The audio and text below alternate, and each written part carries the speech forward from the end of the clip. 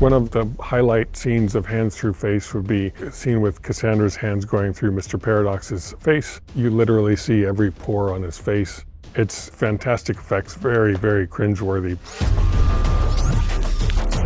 In our development process, we played with different skin thicknesses, and I liked it thinner because we actually want to start seeing the details of her like knuckles in his skin. There's definitely a skull in those heads, and she definitely works around it. And then when the fingers go over the eyeballs pop out, and it's great.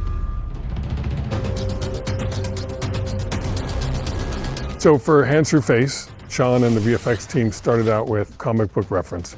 There's some key comic book frames that we really tried to match, where it goes straight up through here, and her fingers like to come out the nostrils and the eyeballs and the ears. Whenever we are replacing limbs or replacing faces, we'll often put tracking markers on.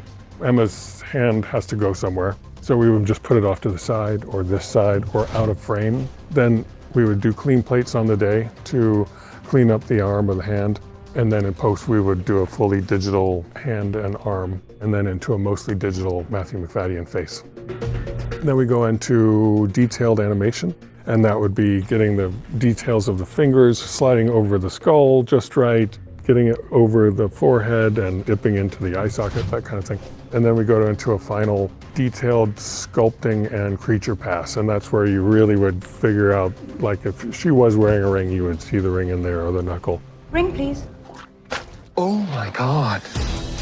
Our heroes go to Cassandra's lair twice. The first time they go, that's when Cassandra meets them all and when she puts her hands through Deadpool's face. The second time they go, we call it the assault, and it's the big battle near the end of the movie. That's when Wolvie gets his hands through face routine. What's going on in here?